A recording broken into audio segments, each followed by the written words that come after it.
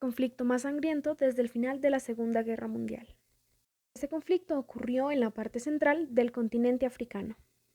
Se calcula que desde 1998 al 2003 ha acabado con más de 5 millones de vidas. Sus raíces están en el genocidio en Ruanda en 1994, pero su escenario principal fue la República Democrática del Congo, donde se mezclaron la lucha étnica, la sed de poder y los intentos de controlar los recursos naturales.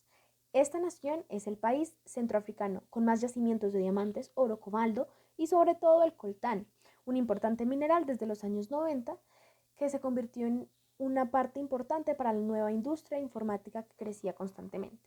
Cuando en Ruanda el liderazgo tribal Hutu comenzó a perseguir y asesinar a la minoría étnica de Tutsis, de los cuales masacraron a 1 millón de integrantes. En solo 3 meses, mucha población huyó hacia la actual República Democrática del Congo, que en ese entonces era conocida como Zaire, para evitar así correr el mismo destino. Pero pronto, tras el cambio de poder en Ruanda, los hutus implicados en aquel genocidio también cruzaron la frontera, y así el conflicto étnico se trasladó a otro país, mucho más grande y mucho más rico en recursos. ¿Cómo se dio comienzo a este conflicto? Los opositores al dictador congoleño Mobutu Sese Seko aprovecharon este pretexto para derrocarlo del poder y tras 32 años de dictadura dejó el país, con un sistema político corrupto, la economía derrotada, una gran inflación y deudas. Pero con el apoyo de sus vecinos africanos, Laurent Kabila tomó el poder. El nuevo líder de la República Democrática del Congo empezó a deportar a los tutsis que le habían apoyado, por temor a que quisieran conquistar su país. Esta medida lo que provocó fue una nueva ola de rebelión, ahora contra el antiguo rebelde. Y así se dio comienzo la Gran Guerra de África o la Segunda Guerra de Congo. Un conflicto marcado por una gran violencia y un trato inhumano. Al principio, los rebeldes ganaron batalla tras batalla. Sin embargo, los aliados del gobierno estaban más capacitados y mucho mejor armados. Además, Kabila hizo una gran apuesta por los enemigos de sus enemigos, así decidió apoyar a los hutus. Y pocos meses después de este conflicto, en la República Democrática del Congo se convirtió en una guerra panafricana. Cada país perseguía sus propias metas, económicas, geopolíticas, así como obtener también una parte de todos estos recursos que poseía la nación africana. Ruanda, Uganda y Burundi se esforzaron por acabar con sus enemigos dentro de la República Democrática del Congo, mientras que los países que apoyaron a Kabila buscaban debilitar a sus rivales en este mismo terreno. Sudán buscaba luchar contra Uganda desde lejos. Angola y su aliado Namibia enfrentaban a los rebeldes angoleños de UNITA que estaban en tierras congoleñas. Zimbabue también participó por las ambiciones de su dictador Robert Mugabe.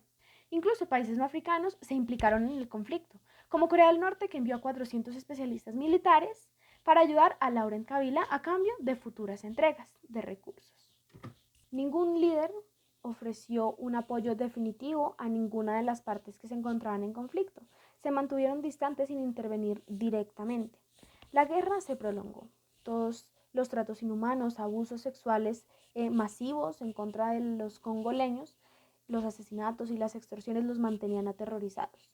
En 2001, Laurent Kabila fue asesinado en su despacho, un suceso que, aún con eventos sin esclarecer y detalles desconocidos, cambió la historia de África.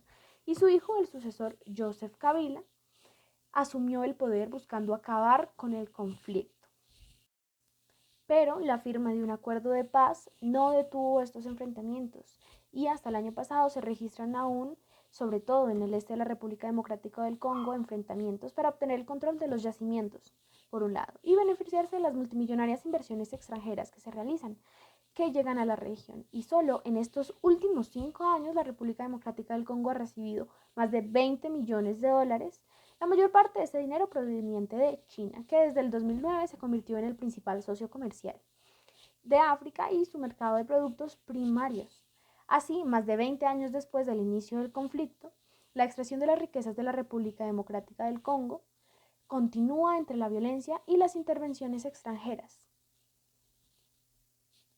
Como consecuencias de este conflicto, cerca de 5 millones de personas han muerto como resultado directo del conflicto, según las estimaciones del Comité Internacional de Rescate, la mayoría de ellas producto de enfermedades prevenibles por la hambruna y la desnutrición causada por esta guerra.